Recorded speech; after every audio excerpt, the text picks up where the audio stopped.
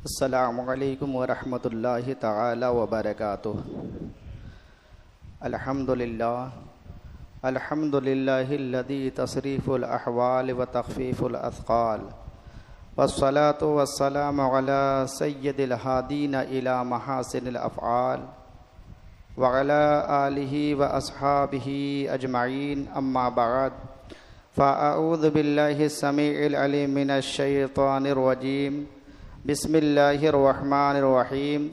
वला तक़ूलू लिमन युक़तलु फ़ी सबीलिल्लाहि अमवात बल अहयाउ वलाकिन ला यशऊरून।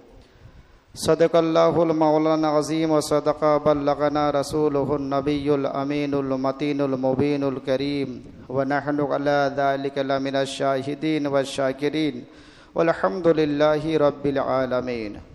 मुअज़्ज़ज़ सामीन, आइए हम और आप इंतहाई अक़ीदत व मोहब्बत के साथ अपनी और सारी कायनात के मरकज़ अक़ीदत अनीस बेकसा चारा साज़े दर्दमंदा, हम गरीबों के गम को सार, हम फ़कीरों के सरवत, शहर यार इरम ताजदार हरम, नौबहार शफ़ाअत शब असरा के दुल्हा, नौशहे बज़्म जन्नत अख्तर बुर्ज़ो रिफ़त, कासिम कंज़ो नेमत, मालिक जन्नत जनाब अहमद मुजतबा मोहम्मद मुस्तफ़ा, अरवाहुना फ़िदा सल्लल्लाहु तआला अलैहि वसल्लम की बारगाह बेकस पनाह में दुरूद पाक का हदिया निछावर कर लें और पढ़िए बाआवाज़ बुलंद हम सब मिल कर के अल्लाहुम्मा सल्लि अला सय्यदना व मौलाना मुहम्मदिन मअदनिल जूद वल करम व आलिहिल किराम व बारिक वसल्लिम। सल्लु अलैहि सलातु व सलामन अलैका या रसूल अल्लाह, अस्सलातु व सलामन अलैका या हबीब अल्लाह सल्लल्लाहु तआला अलैहि वसल्लम। मुअज़्ज़ज़ सामीन, पिछले गुफ्तगू के अंदर मैंने बयान किया था कि नबी करीम सल्लल्लाहु अलैहि वसल्लम की आल, पंजतन पाक और सहाबाए किराम की फ़जीलत और हम जिस माह मुक़द्दस से गुज़र रहे हैं, ये हम सिर्फ़ और सिर्फ शुहदाई करब वला के नाम से जानते हैं और पहचानते हैं। मैं आज अपने गुफ्तगू के दरमियान बयान करूँगा कि ये करबला का वाक़या, करबला का सानिहा कैसे पेश आया। कुरान और हदीस की रोशनी में मैं अपने इल्म के वसाअत के मुताबिक आप सामाइन के हवाले करूँगा कि अल्लाह रब्बुल इज़्ज़त सबसे पहले हमको हक़ बोलकर इस पर अमल के साथ साथ आप हजरात को भी इस पर अमल की तौफ़ीक मरहमत फरमाकर इसे समझने की तौफ़ीक अता फरमाएँ। अल्लाह का कुरान कहता है, वला तक़ूलू लिमन युक़तलू फ़ी सबीलिल्लाहि अमवात, वो लोग जो अल्लाह की राह में शहीद हो जाते हैं, अल्लाह की राह में अपने गर्दन को तन से जुदा कर देते हैं, ऐसी हस्तियों को, ऐसे लोगों को तुम मुर्दा ना कहो, बल्कि वो लोग ज़िंदा है और अल्लाह तबारक व ताला की तरफ से उन्हें रिस्क दिया जाता है, लेकिन इसका तुम्हें शौर नहीं है। इसी मुनासिबत से उस्ताद ज़मान का एक बहुत ही मारूफ व मशहूर कुछ अशार आपने रकम तर्राज़ फरमाई है। कहते हैं कि किस ज़बान से हो बयां इज़्ज़ व शान अहले बैत, जितनी भी इनकी तारीफ़ व तौसीफ़ की जाए बहुत ही कम है, बयान नहीं की जा सकती। क्यों कि जिसकी तारीफ़ अल्लाह और अल्लाह के रसूल ने की है,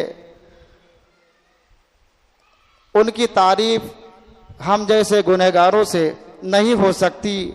और जबकि बहुत बड़ी बात है, एक मकाम पर अल्लाह तबारक व ताला इरशाद फरमाता है कि इन्नमा युरीदुल्लाह लियुज़हिबा अनकुम अर्रिज्स अहलल बैत व युतहिरुकुम तत्हीरा। अल्लाह चाहता है ऐ महबूब कि नबी के घर वाले को पाक कर दे, अहले बैत अतहार के घर वालों को पाक कर दे कि पाक है जब अल्लाह ने पाक कर दिया तो इसमें किसी किस्म की कोई नुक्सी नहीं है। बहरहाल कहते हैं कि किस ज़बान से हो बया इज़्ज़ो शान अहले बैत, मदह गोए मुस्तफ़ा है मदह खाने अहले बैत। और उनकी पाकी का खुदाए पाक करता है बयान, आया ततहीर से जाहिर है शान अहले बैत। और मुस्तफ़ा इज़्ज़त बढ़ाने के लिए ताज़ीम दें, है बुलंद इकबाल तेरा दो दामान अहले बैत। और उनके घर बेइजाज़त जिब्रील आते नहीं, उनके घर बेइजाज़त जिब्रील आते नहीं। कद्र वाले जानते हैं कद्र शान अहले बैत, उनके घर बेइजाज़त जिब्रील आते नहीं। कद्र वाले जानते हैं कद्र शान अहले बैत। मुअज़्ज़ज़ सामईन, अल्लाह के रसूल सल्लल्लाहु अलैहि वसल्लम ने अहले बैत अतहार की बेशुमार फजीलत बयान की है। मैं इस चीज़ को बयान करूँगा आज अपने गुफ्तगू के अंदर कि करबला का वाक़या जो आज हम 12 उलमाए किराम से खुतबाए इस्लाम से सुनते हैं, ये करबला का वाक़या कैसे पेश आया, ऐसा सानहा कैसे हो गया। तो जब आप किताबों का मुताला करेंगे, तारिकुल खुलफा के अंदर अल्लामा जलालुद्दीन सियूती रहमतुल्लाह ताला अलैह फरमाते हैं कि नबी करीम सल्लल्लाहु ताला अलैहि वसल्लम के ज़माने में कोई फ़िरका बंदी नहीं थी, बस कुफ़ार व मुशरिकीन और कुछ मुनाफिकीन की जमात। फिर जब नबी करीम सल्लल्लाहु अलैहि वसल्लम के विसाल शरीफ के बाद खलीफा बने हजरत सैयदना अबू बकर सिद्दीक, उसके बाद फिर सैयदना अबू बकर सिद्दीक ने हजरत उमर फारूक रज़ी अल्लाह तबारक व तआला अन्हु को हाकिम मुकर्रर कर दिया। फिर चंद सहाबाए किराम किबारे सहाबाए किराम के मशवरे से सैयदना अबू बकर सिद्दीक और उमर फारूक के बाद हजरत सैयदना उस्मान गनी रज़ी अल्लाह तबारक व तआला अन्हु खलीफा हुए। उसके बाद फातिह खैबर दामाद पैगंबर अली मुश्किल कुशा शेर खुदा रज़ी अल्लाह तबारक व तआला अन्हु खलीफा हुए। यहाँ तक के कोई बात नहीं थी, इन 4 यार के अहद के अंदर बेशुमार ममालिक के अंदर कामयाबी मुसलमानों को मिली। उसके बाद जो इख्तलाफ जो शुरू होता है वो यहाँ से कि मौला कायनात के बाद खलीफा हजरत सैयदना इमाम हसन रज़ी अल्लाह तबारक व तआला अन्हु बने। कुछ महीने के बाद बड़ी हिकमत अमली के तहत आप रज़ी अल्लाह तबारक व तआला अन्हु ने खिलाफत हजरत सैयदना अमीर माविया रज़ी अल्लाह तबारक व तआला अन्हु को सौंप दी। और बताया जाता है कि हजरत अमीर माविया रज़ी अल्लाह तबारक व तआला अन्हु जब सैयदना अबू बकर सिद्दीक रज़ी अल्लाह तबारक व तआला अन्हु के ज़माने में मुल्क शाम फतह हुआ, तो मुल्क शाम फतह होने के बाद दमिश्क के अंदर हजरत अमीर माविया के भाई यजीद बिन सुफियान को हाकिम मुकर्रर किया। फिर जब इनका ज़माना बीता, इनके ज़माना गुजरने के बाद फिर जब हजरत यजीद बिन सुफियान की तबीयत खराब हुई, आपके विसाल का वक्त करीब आया, तो चूंकि साथ में हजरत अमीर माविया भी थे अपने भाई के साथ, तो फिर हजरत अमीर माविया को दमिश्क का हाकिम मुकर्रर किया। इसी तरीके से वो सिलसिला चलता रहा और ये अहद फारूक आजम रज़ी अल्लाह तबारक व तआला अन्हु के ज़माने में हुआ। वो तकर्रुरी पर आपने कोई मुआखज़ा ना की, बल्कि आप दमिश्क के हाकिम मुकर्रर रहे। फिर हजरत उस्मान गनी रज़ी अल्लाह तबारक व तआला अन्हु का ज़माना आया। हजरत उस्मान और हजरत फारूक आजम के दौर में दमिश्क के गवर्नर, दमिश्क के हाकिम हजरत अमीर माविया रदी अल्लाह तबारक व तआला अन्हु हाकिम रहे। फिर जब मौला कायनात के बाद यानी 20 साल आपने हुकूमत की और 20 साल हुकूमत मुकर्रर जो हुआ, 20 साल गवर्नरी करने के बाद फिर आप 20 साल तक खलीफा पर फाइज रहे, खलीफा बने। और अहद फारूकी और अहद उस्मानी, इन दोनों में वो सिर्फ दमिश्क के हाकिम रहे। हजरत उस्मान गनी ने बाद में फिर पूरे मुल्क शाम का गवर्नर हाकिम हजरत अमीर माविया रजी अल्लाह तबारक व तआला अन्हु को मुकर्रर कर दिया।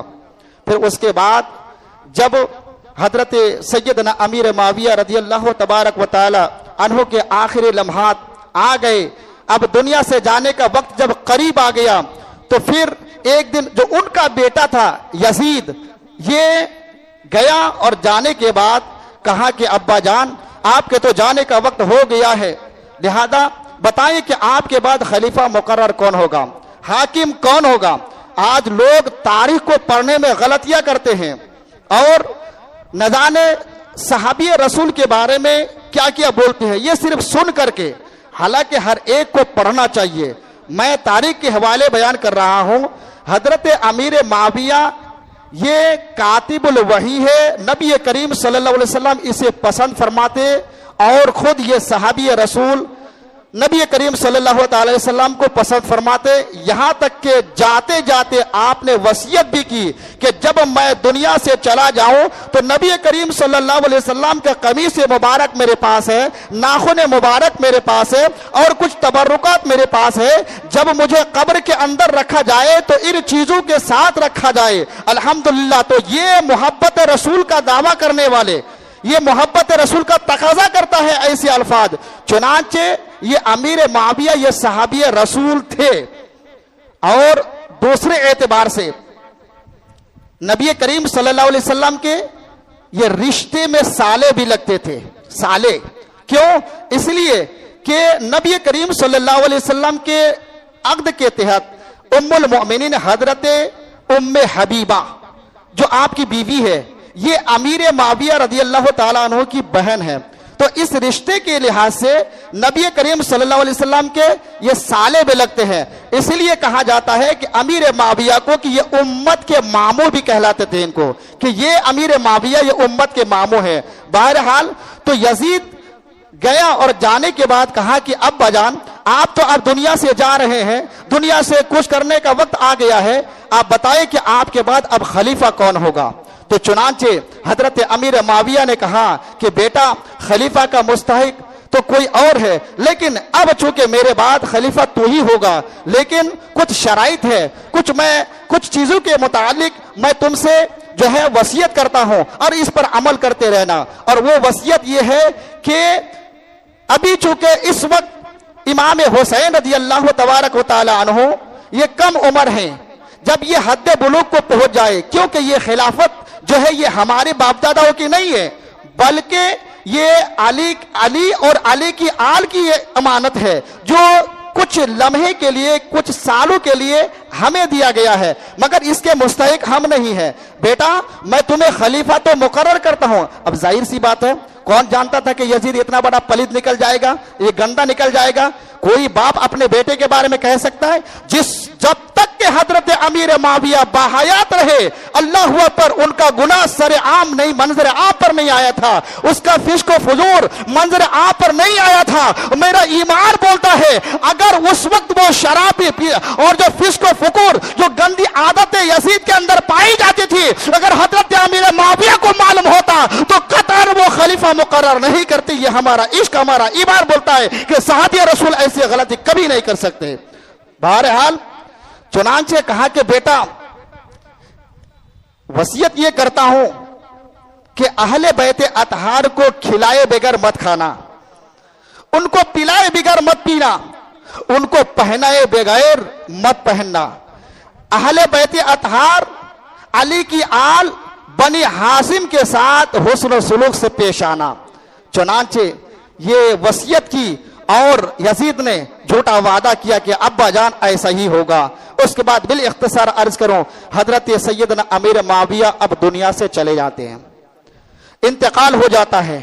और फिर बगैर चू चरा के यजीद जो है ये तख्त पर बैठता है बगैर किसी के मशवरे के, और तख्त पर बैठकर अपनी ताकत दिखाता है और हर जगह जो है वो अपना दिमाग दौड़ाता है, किस तरीके से हर जगह पर हमारा सिक्का चलेगा, कैसा हमारा जो है दबदबा हर एक पर होगा। क्योंकि यजीद को 3 जगहों से बड़ा खतरा था, 3 जगहों से बड़ा खतरा था। एक नंबर जो है ये मदीनतुल मुनव्वरा से खतरा था उनको, दूसरे नंबर मक्कतुल मुकर्रमा से भी उनको खतरा था, और तीसरी जगह वो कूफा से उनको खतरा था। तो उन्होंने सोचा कि ये 3 जगह है, पहले हम अहले बैते अतहर पर अपना हुक्म नाफिज करते हैं, इन्हें मनवाते हैं, क्योंकि जब ये मान जाएंगे तो फिर हमें रोकने वाला कोई नहीं होगा, हमारा दबदबा अल्लाहु अकबर जारी व सारी रहेगा। चुनांचे ये सोचता रहा, सोचते सोचते होता क्या है, हालांकि उस दौर में भी यजीद उसका अहल नहीं था, उस दौर में भी केबारे सहाबा मौजूद थे।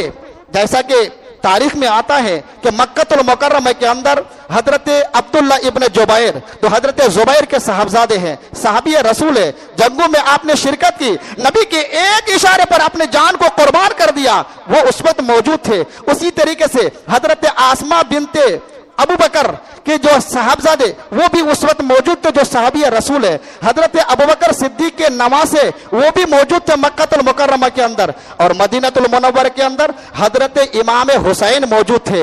हजरत इमाम हुसैन के साथ साथ हजरत अब्दुल्ला इब्ने उमर, अब्दुल्ला इब्ने अब्बास जो मेरे नबी के चचा के साहबजादे हैं, हजरत अब्दुल्ला इब्ने अब्बास उस वक्त यहाँ मौजूद थे।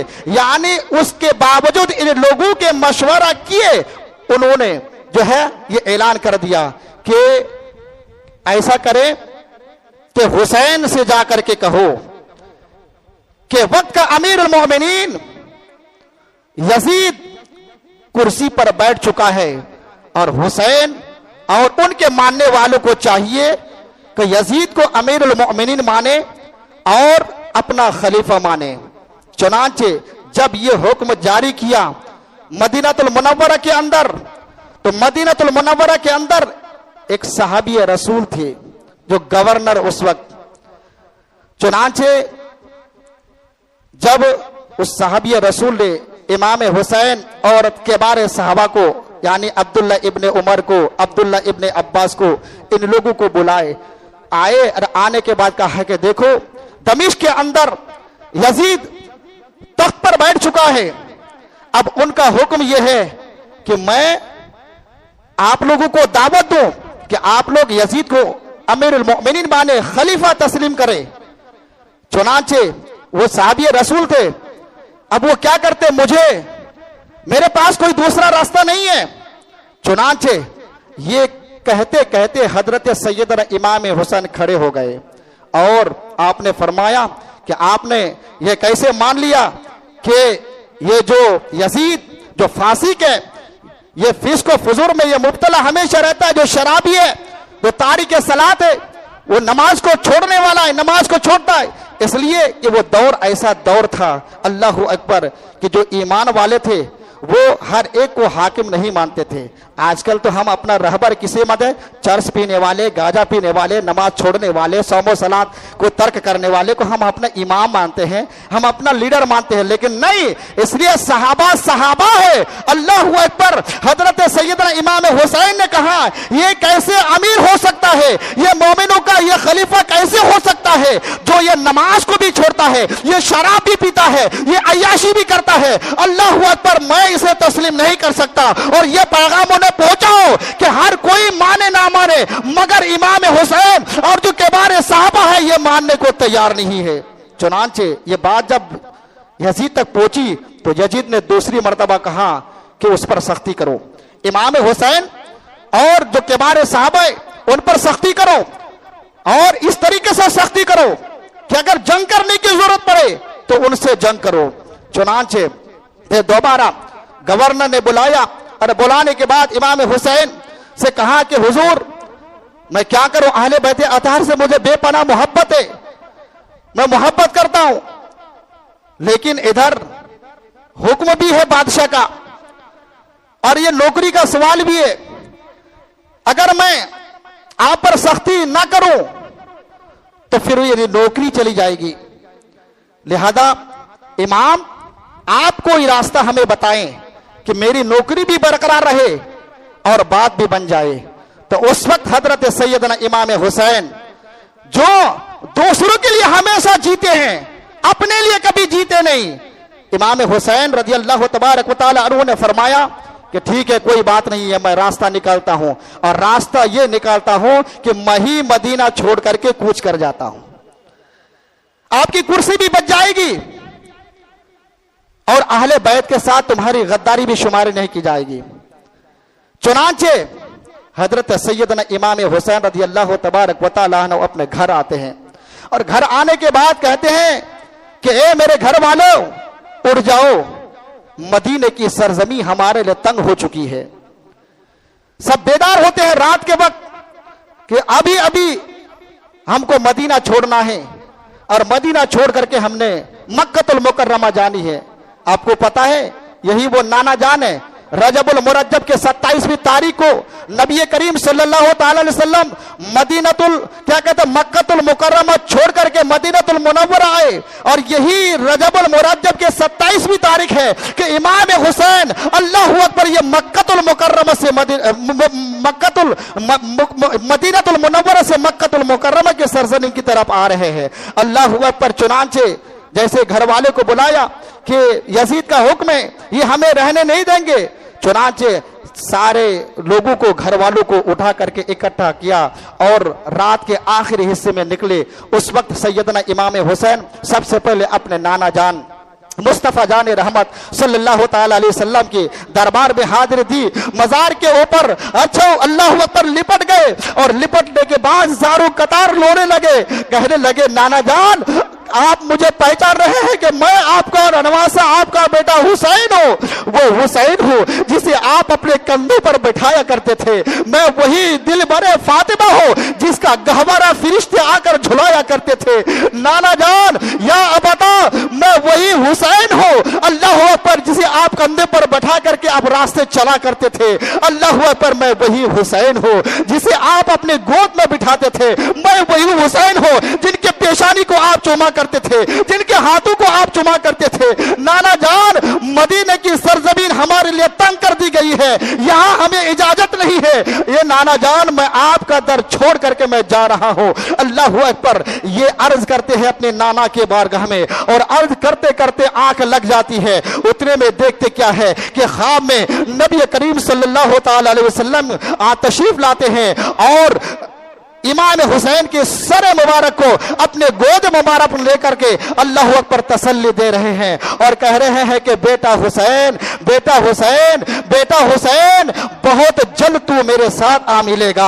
अल्लाह अकबर, मैं देख रहा हूं कि तू भूखा प्यासा और सब्र के साथ तू मेरे पास आ रहा है। अल्लाह अकबर। बेटा, जब भी कोई मुसीबत आन पड़े, अल्लाह अकबर, हर एक के साथ सामना करना और हर एक काम सब्र से लेना। अल्लाहु अकबर। उसके बाद हजरत सैयदना इमाम हुसैन की आंख खुल जाती है, बेदार हो जाते हैं। फिर उसके बाद उसके बगल में जो जन्नतुल बकी है, आपकी अम्मी जान की मजार अक़दस है, वहां पहुंचते हैं। मजार पर लिपेट करके अल्लाहु अकबर अर्ज करते हैं, अम्मी जान, ये तेरा बेटा हुसैन है, तेरा बेटा हुसैन है जो मदीना छोड़ करके जा रहा है, मदीना छोड़ करके जा रहा है। अरे इतना आसान है अपना मकान छोड़ना, अपना मोहल्ला, अपना शहर छोड़ना, इतना आसान काम है। अल्लाहु अकबर। वो गलियां जहां इतरत इमाम हुसैन पैदा हुए हो, अल्लाहु अकबर, जहां बचपना गुजरा हो, जहां नबी के साथ उड़ते बैठते हो, नबी के जो ने अपनी सवारी बनाई हो, जहां नबी की गोद में बैठे हो, जिस नबी ने इमाम हुसैन के होठों को, पेशानों को, हाथों को वो चूमते रहे। अल्लाहु अकबर। बेशुमार हजारों लाखों की तादाद में वो यादें वहां मौजूद थी जो आका अलैहिस्सलाम के साथ वाबिस्ता थे। ऐसी जगह को छोड़ करके जा रहे हैं। आज हमारा भी एक जमाना गुजरा था, अल्लाह पर, जो मेरा बचपना था कि जब हम 12 या 8 साल के होते, जब दीन की तालीम के लिए अपने घर बार छोड़ करके दूर पढ़ने के लिए जाते हैं, दीन का तालीम हासिल करने जाते हैं, तबीयत नहीं चाहती है कि अपना घर छोड़ करके जाए। अल्लाह अकबर, आंखों में आंसू होते हैं, ट्रेन पे बैठते हैं या बस पे बैठते हैं, आंसू रुकने का नाम नहीं लेते हैं। अल्लाह अकबर, रोते रहते हैं, रोते रहते हैं, मुसलसल 1 महीने तक रोते रहते हैं। कभी तो सफर के दरमियान अल्लाह अकबर ट्रेन पे बैठे हैं तो माँ की शक्ल, माँ की सूरत आ जाती है, कभी अब्बा की सूरत आ जाती है और जो है कि रोने लग जाते हैं, कभी अपने दोस्तों अहबाब के ख्याल आ जाते हैं। अल्लाह पर इस तरह सोच सोच करके हम रोते हैं। आज भी हमारे हिंद पाक के अलावा दिगर ममालिक के अंदर लोग उम्रा करने के लिए जाते हैं, हज करने के लिए जाते हैं। अल्लाह पर जब हज से फारिग हो जाते हैं, उम्रे से जब फारिग हो जाते हैं, लोगों की तबीयत नहीं चाहती कि उस जगह को छोड़ करके आए। क्यों? इसलिए कि मेरे इमाम कहते हैं, ठोकरे खाते फिरोगे, अरे उनके दर पर पड़ रहो, काफला तो ऐ रजा अव्वलो आखिर गया। अब कहते हैं कि ऐसी जमीन है कि ये हरम की जमीन और कदम रख के चलना, अरे सर का मौका है ओ जाने वाले। जब हाजी लोग अल्लाह पर रवानगी की तैयारी करते हैं तो कोई, मैंने वीडियो वगैरह में देखा, कोई खंबा पकड़ करके रो रहा है, कोई मदीने की दीवार पकड़ करके रो रहा है, अल्लाह पर कोई मस्जिद में बैठ करके रो रहा है। यानी जाने की जो एक इच्छा नहीं करता है, वो तबीयत नहीं चाहती कि इस जगह को छोड़ करके अपना घर जाए। अल्लाह पर तो ये आर्जी तौर पर हम सब की हाजिरी होती है, मगर इमाम हुसैन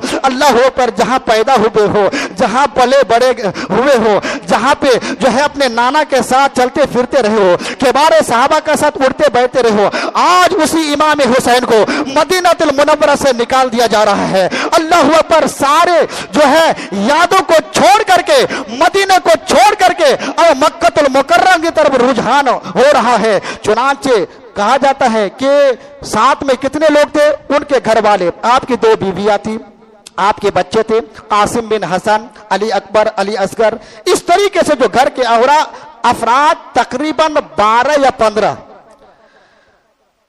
15 जब निकले, लोगों से मुलाकातें हुई, मोहब्बत हुसैन दिल में उबलने लगे, लोग साथ हो लिए। इस तरीके से उन लोगों ने कहा कि इमाम आप जहां रहे हैं हम भी आपके साथ हो लेंगे। इस तरीके से जो बयान किया जाता है कि करबला के सरजमीन पर 72 अफराद थे या 82 अफराद, तो ये 82 अफराद एक साथ नहीं निकले थे, बल्कि इमाम हुसैन अपनी आल के साथ जब जा रहे थे 12 या तकरीबन 15 अफराद के साथ, उनके साथ साथ ये लोग भी हो लिए और मक्कतुल मुकर्रमा आप वहां पहुंचते हैं। जब आप मक्कतुल मुकर्रमा पहुंचते हैं, मक्के वालों को पता चल गया कि इमाम हुसैन अली का लाडला हमारे यहां आ रहा है, बहुत खुश है, हमारे यहां आ रहे हैं, अब कोई गम नहीं है। मक्के वाले खुश है, इस्तकबाल के लिए तैयार है। इमाम हुसैन पूरे काफिले के साथ जब मक्कतुल मुकर्रमा पहुंचे, तो मक्कतुल मुकर्रमा पहुंचने के बाद मक्के वालों ने बड़े ही अच्छे अंदाज में आपका इस्तकबाल किया और खुश आमदेद कहा। उसके बाद फिर कुछ दिन के बाद रजब का महीना गुजर करके शाबान का महीना आ जाता है। इतने में ये कूफा जो एक गांव था, तकरीबन 14 या 16 हिजरी में ये शहर आबाद हुआ था, जिसका नाम कूफा है। ये मुहिब्बीन अहले बैत इस इलाके को कहते हैं। मौला कायनात से बेशुमार मोहब्बत करने वाले लोग वहां पाए जाते हैं। अगरचे धोखा दिया, मगर जबान से बहुत चाहते थे, कुछ दिल से चाहने वाले भी थे। इन लोगों को जब पता चला, कूफे वालों को, कि इमाम हुसैन मदीनातुल मुनव्वरा छोड़ करके मक्कतुल मुकर्रमा आ चुके हैं, यजीद के गवर्नर इमाम हुसैन को पसंद नहीं है, और कूफा वाले कहते हैं कि हमें भी उनकी हुकूमत पसंद नहीं है। ऐसा करते हैं, खत लिखते हैं, इमाम को अपने यहां बुला लेते हैं। तो इन लोग कूफे वालों ने खत लिखे इमाम हुसैन के पास, इमाम आप यहां आ जाएं, क्योंकि यहां आपके अब्बा रहते थे, हम आपसे बेपनाह मोहब्बत करने वाले हैं, और ऐसे भी यहां कोई इमाम नहीं है। आप यहां आ जाए ताकि आपके जरिए से हम सब की शफात हो जाए। चुनांचे हजरत इमाम हुसैन रज़ी अल्लाह तबारक व तआला अन्हु जो किबार साहबा है, उन लोगों को लेकर के बैठकर मशवरा कर रहे हैं कि अब क्या होगा। कूफे वाले बुला रहे हैं, हजरत अब्दुल्ला इब्ने जुबैर खड़े हो गए, जुबैर खड़े हो गए, कहने लगे इमाम ये कूफा वाले वहां आप ना जाएं, इसलिए कि इन लोगों की आदत ठीक नहीं है, ये लोग धोखा देते हैं और वहां जाना आपके लिए मुनासिब नहीं है। मैं कतई तौर पर मैं आपको जाने की इजाजत नहीं देता, मैं आपको जाने की इजाजत नहीं देता। चुनांचे इमाम हुसैन खामोश हो गए। फिर कुछ दिन के बाद तकरीबन 40 या 50 या 60 खुतूत एक साथ आ गए कि इमाम यहां कोई इमाम नहीं है, आप यहां जल्द से जल्द तशरीफ लाए, और जो नौमान बिन बशीर जो कुफा का गवर्नर है, हम सब इनको माजूल करना चाहते हैं और आपको अपना जो है हाकिम मुंतखब करना चाहते हैं। इमाम आए, फिर आपने मशवरा किया अब क्या होगा। चुनांचे उस वक्त हजरत अब्दुल्ला इब्ने उमर और हजरत अब्दुल्ला इब्ने जुबैर कहने लगे कि इमाम आप वहां ना जाएं। क्यों? इसलिए कि वो जगह आपके लिए मुनासिब इसलिए नहीं है कि आपके वालिद माजिद मौला कायनात फातेह खैबर की मौत उन लोगों के वजह से हुई थी, वही लोग मारने वाले थे। आप कुफा ना जाए, आपके जो बड़े भाई हैं इमाम हसन को ज़हर देने वाले कोई और नहीं बल्कि वही के लोग थे, आपके लिए भी मुनासिब नहीं है। चुनांचे तीसरी मर्तबा खत आया, तकरीबन 150 के लगभग एक साथ जब खुतूत आए, और आने के बाद आखिर वाले खुतूत के अंदर उसमें लिखा हुआ था इमाम हम बार बार आपको इसरार करते हैं कि आप यहां आए, हमारा कोई इमाम नहीं है मगर आप आते नहीं हैं। चुनांचे कल क़यामत के मैदान में अगर अल्लाह तबारक व तआला हमसे पूछ ले कि बताओ कुफा वाले तुम लोगों ने यजीद की पैरवी क्यों की है, अल्लाह अकबर, ऐसे वक्त में हम अल्लाह के हुजूर ये कहेंगे कि अल्लाह मैंने तेरे महबूब के नवासे को दावत दी थी, बुलाया था कि यहाँ आप आ जाए, बार बार खुतूत के जरिए से बुलाने के बावजूद नहीं आए। अल्लाह अकबर, ऐसे वक्त में इमाम आपके पास जवाब क्या होगा।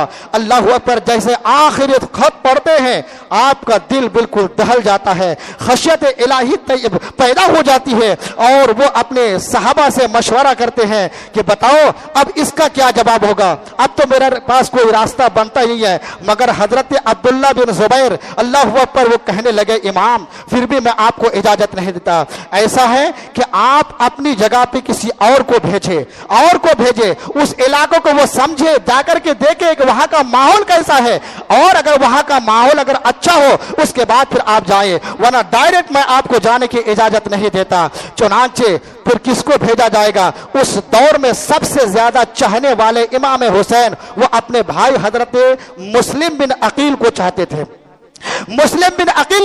बेपनाह मोहब्बत करते थे। ये भी मौला कायनात के ये भतीजे हैं और इमाम हुसैन के चाचा के लड़के मुस्लिम बिन अकील, उन्हें बुलाया, कहा कि भाई आप कूफा जाएं और जाकर के वहां का माहौल देखें, ये बार बार ये खुतूत के जरिए से हमें बुला रहे हैं, अब जाएं, अगर वहां का माहौल अच्छा रहा तो आप मुझे बुला ले, मैं जरूर आ जाऊंगा।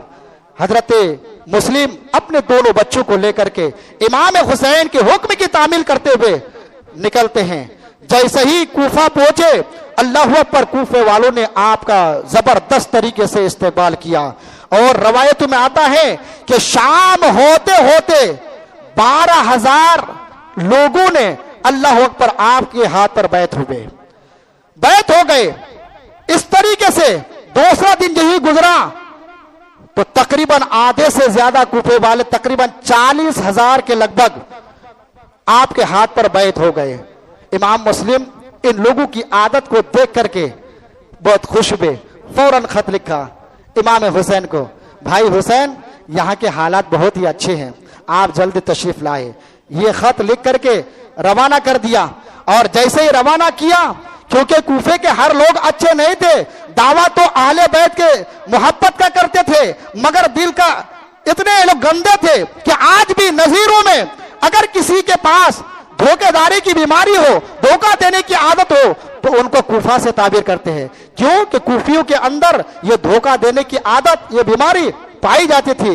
जैसे ही इमाम मुस्लिम अल्लाहू अकबर वो गवर्नर हाउस के अंदर पहुंचे और आप खड़े होकर के आपने तकरीर की, 40,000 के लगभग आपके दस्त पर हाथ दे करके बैठ हुए और साथ ही साथ उनमें एक शख्स था, उन्होंने खत लिखा यजीद को और बाखबर किया कि यहां जो है नोमान बिन बशीर को माजूल करके इमाम मुस्लिम इमाम हुसैन ने कायद बना करके भेजा है। सारे के सारे लोग फौज दर फौज उनके हाथ पर बैठ हो रहे हैं, यजीद आप कुछ कीजिए।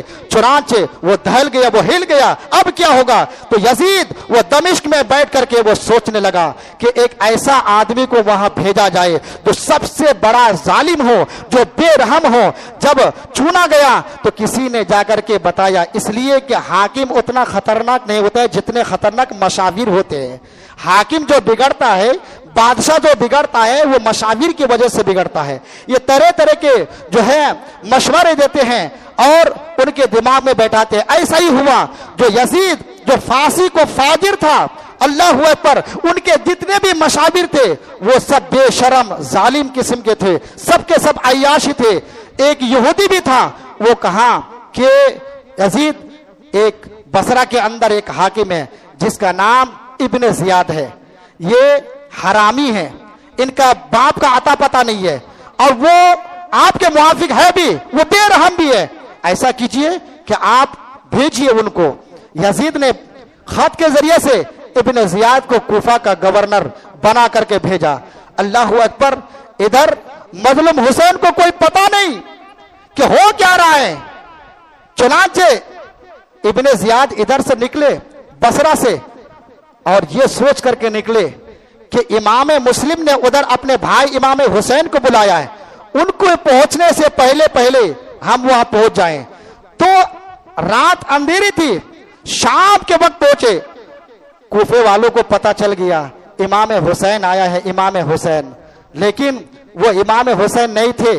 अल्लाह पर किसी ने देखने की कोशिश भी नहीं की, क्योंकि इमाम मुस्लिम ने पहले ही लोगों को बताया कि मेरा भाई इमाम आ रहा है, इमाम आ रहा है, आज ही पहुंच जाएगा।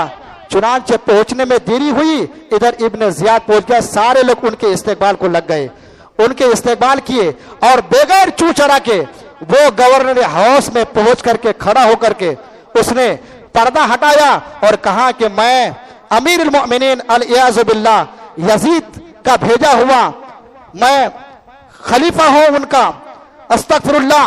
और कहा कि आप लोगों को यजीद का हुक्म मानना पड़ेगा। जिन लोगों ने भी इमाम मुस्लिम के हाथ पर हाथ देकर के बैठ हुए, सबके सब तोड़ दे, वरना सुबह होने से पहले पहले अल्लाह पर सारे लोगों का घर जला दिया जाएगा। सारे जो है बच्चे, छोटे छोटे बच्चे हैं, उनको कत्ल कर दिया जाएगा, सारे लोगों को बेघर कर दिया जाएगा। डराया धमकाया। सुबह होने से पहले पहले 40 लोगों को अल्लाह पर जो मुअज़्ज़ज़ कहलाए जाते थे, मुअज़्ज़ज़ लोगों को बुला करके उसको किले के अंदर उसे मुहासरे में ले लिया और मुहासरे में लेने के बाद चुनांचे उनसे कहा कि आप लोग ऐलान कीजिए वरना इन्हें हम कत्ल कर देंगे, इन्हें हम कत्ल कर देंगे। और इनसे कहें कि ये लोग इमाम मुस्लिम के बैत को वो तोड़ दे और जो है यजीद को अपना खलीफा माने। ये जब इब्ने जियाद ने ऐलान किया तो इनके ऐलान पर ये लोग डर गए, पलट गए।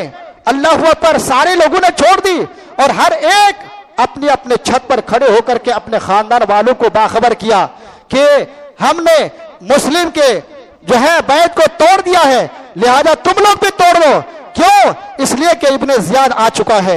अगर यजीद को पता चल जाएगा तो यजीद की फौज आएगी, हमें बेघर कर दिया जाएगा, हमारे बच्चों को मार दिया जाएगा, हमारे घर जला दिए जाएंगे, लिहाजा वो बड़े खतरनाक है। ये जब ऐलान किया, आहिस्ता आहिस्ता सारे लोगों ने बैत तोड़ दी और जैसे ही तोड़ दी, फजर के वक्त जब हजरत सैयदना इमाम मुस्लिम बिन अकील रज़ी अल्लाह तबारक व तआला अन्हु मस्जिद में गए और नमाज के लिए जब खड़े हुए तो सलाम के बाद देखा कि उनके 2 बच्चों के अलावा कोई मस्जिद में नहीं है। सब के सब धोखा दे दिए और दगाबाजी की। चुनांचे सारे लोग चले गए। इसी तरीके से फिर इमाम हुसैन जब वहां निकलते निकलते एक ऐसी जगह पर आते हैं कि जहां पानी नहीं है, बिल्कुल जमीन बिल्कुल फटी हुई है। ये देख करके आप कहते हैं कि ये कौन सी जगह है? तो किसी कहने वाले ने कहा कि इसका नाम मारिया है। फिर आपने कहा कि क्या इसका कोई दूसरा नाम भी है? तो लोगों ने बताया कि हाँ, इसे करबला भी कहते हैं। अल्लाह अकबर। इतने में यहाँ जैसे ही इमाम हुसैन पहुंचे और इब्ने जियाद ने अल्लाह अकबर कूफे वालों को इधर बहकाया और इब्ने साद मिल करके इमाम हुसैन को वसी सरजमीन यानी करबला के जमीन में आपको घेर लिया। इंशाअल्लाह।